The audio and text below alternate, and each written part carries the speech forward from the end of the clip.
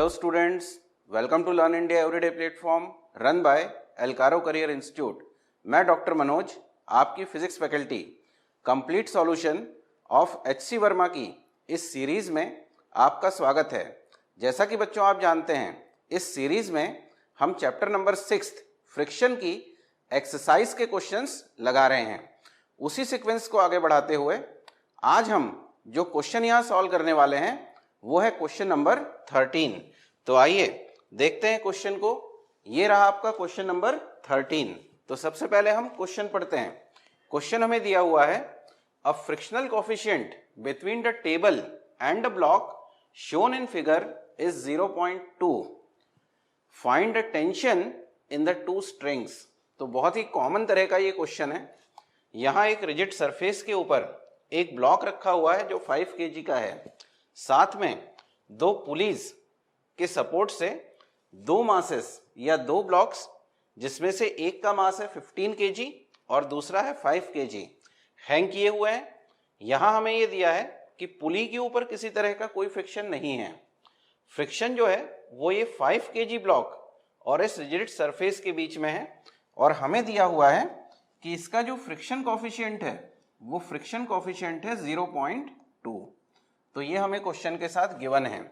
अब इस तरह के क्वेश्चन लगाने के लिए सबसे पहले, जैसा कि आप लोग जानते हैं, हम सबसे पहले इसके ऊपर बनाते हैं सारे फोर्सेस के कंपोनेंट्स।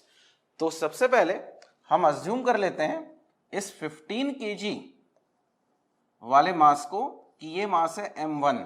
इसी तरह से सेकंड साइड में जो मास हैंगे उसको हम अज्यूम कर लेते हैं m2, और ये जो सरफेस के ऊपर ब्लॉक रखा हुआ है इस ब्लॉक को हम अज्यूम कर लेते हैं m3। तो बच्चों यहाँ हमारे पास ये 3 ब्लॉक्स हैं। अब सबसे पहले हम इनके ऊपर फोर्सेस के कंपोनेंट बनाएंगे। तो सबसे पहले m1 मास के ऊपर डाउनवर्ड डायरेक्शन में ग्रेविटी काम करेगी, जिस फोर्स को हम कहते हैं m1g।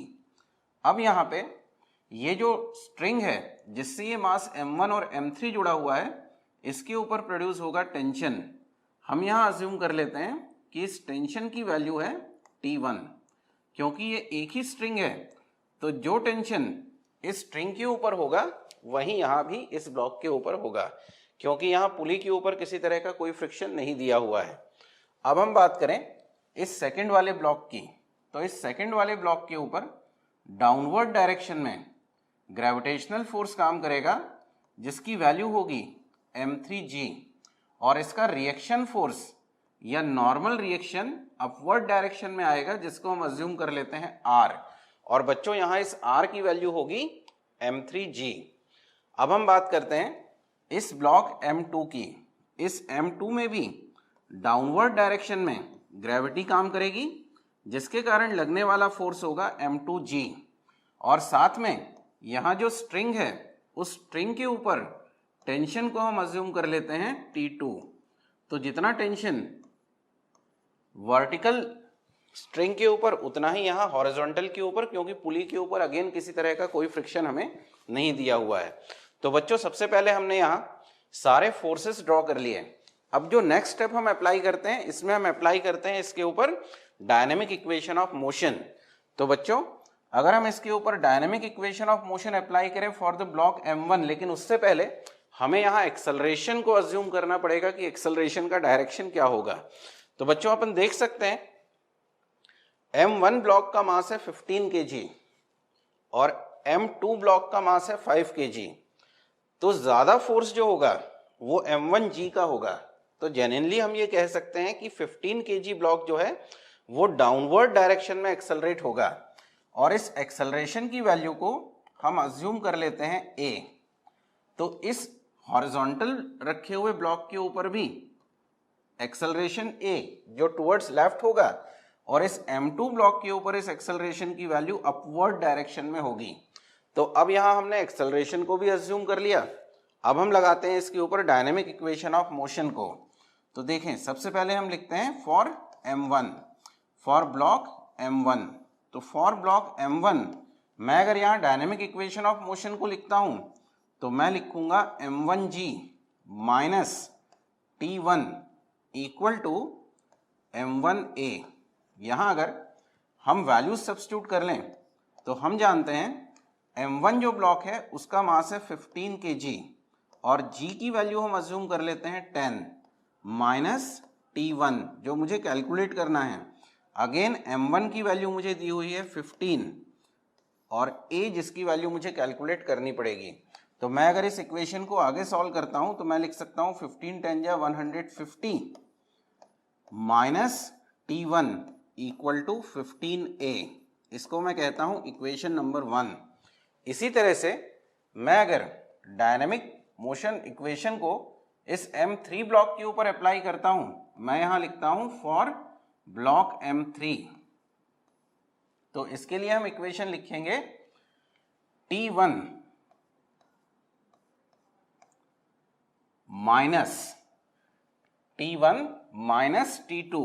लेकिन यहां जैसे ही ये ब्लॉक लेफ्ट हैंड साइड में मूव करना स्टार्ट करेगा तो एक फ्रिक्शन भी काम करेगा और इस फ्रिक्शन का डायरेक्शन होगा टुवर्ड्स राइट। तो मुझे यहां लिखना पड़ेगा minus F equal to M3 into A। तो हम यहां T1 minus T2 minus F equal to M3A। अब हम यहां वैल्यूज को सब्स्टिट्यूट करते हैं तो T1 माइनस T2 F की जगह हम लिखेंगे mu into M3G, mu into M3G equal to M3A। Again numerical values substitute करें तो T1 माइनस T2 म्यू की वैल्यू हमें क्वेश्चन में दी हुई है 0.2, M3 हमें दिया हुआ है 5 और G की वैल्यू हम अज्यूम कर ले 10। M3 की वैल्यू 5 इंटू A। मैं इसको फर्दर सॉल्व करता हूं तो मैं लिख सकता हूं T1 माइनस T2 और इस पॉइंट 2 को मैं अगर 10 से मल्टीप्लाई कर देता हूं तो ये हो जाएगा 2 और 2 इंटू 5 तो ये हो गया आपका 10 इक्वल टू 5A। इसको हम लिखते हैं इक्वेशन 2। अब इसी तरह से डायनेमिक मोशन ऑफ इक्वेशन को हम अप्लाई करेंगे ब्लॉक M2 पे। तो देखें यहां हम लिखेंगे T2 minus M2G equal to M2A। Value substitute करें तो हम लिख सकते हैं T2 माइनस M2 की वैल्यू है 5 multiplied by 10 equal to 5A। Solve करें तो हम इसको लिख सकते हैं T2 minus 50 equal to 5A।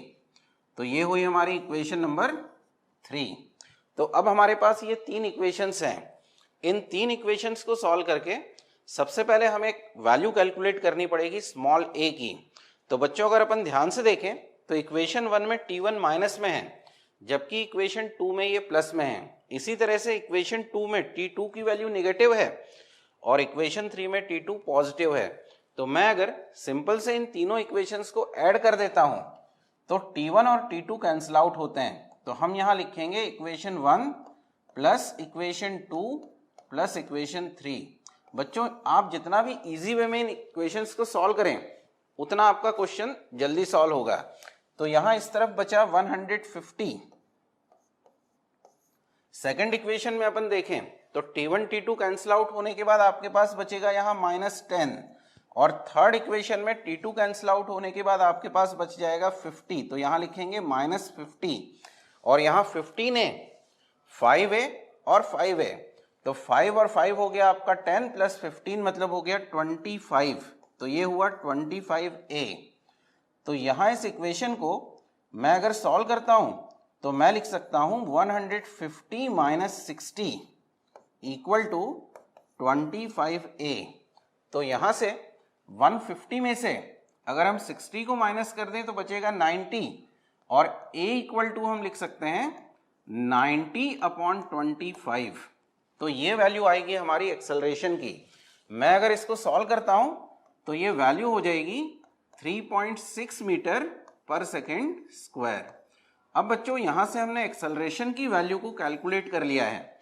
अब इस एक्सेलरेशन की वैल्यू को आप अगर इक्वेशन 1 में पुट करते हैं तो आपको वैल्यू निकल के आ जाएगी T1 की। तो अगर मैं यहाँ इस इक्वेशन 1 को यूज करता हूं तो हम यहाँ लिखेंगे फ्रॉम इक्वेशन 1। तो अगर हम इक्वेशन 1 को लें तो इक्वेशन 1 मुझे दी हुई है 150 minus T1 equal to 15A, और मुझे यहाँ से वैल्यू कैलकुलेट करनी है T1 की। तो T1 को मैं एक तरफ कर लूं तो मैं लिख सकता हूं 150 माइनस 15A। तो अब अगर इस वैल्यू को हम यहां सब्स्टिट्यूट कर दें तो हम लिख सकते हैं T1 equal to 150 minus 15 into 3.6। तो बच्चों आप इसको इजीली सॉल्व कर सकते हैं। अगर आप इसको सॉल्व करेंगे तो आपके पास T1 की वैल्यू आ जाएगी 96 न्यूटन। तो जिस तरह से हमने T1 की वैल्यू को कैलकुलेट किया है, ठीक उसी तरह से अगर आप इक्वेशन 3 को यूज करते हैं तो आप बड़े आसानी से T2 की वैल्यू को भी कैलकुलेट कर लेंगे। तो देखते हैं, तो हम यहां लिखेंगे फ्रॉम इक्वेशन 3।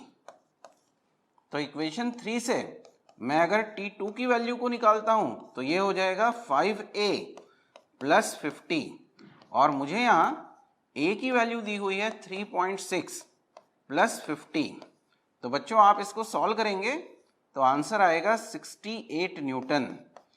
तो इस तरह से आप इन दोनों स्ट्रिंग के ऊपर प्रोड्यूस होने वाले टेंशन को कैलकुलेट कर सकते हैं। उम्मीद करता हूं कि आपको ये क्वेश्चन समझ में आया होगा। इसी तरह के कुछ और क्वेश्चंस को लेके हम फिर मिलेंगे। तब तक के लिए नमस्कार।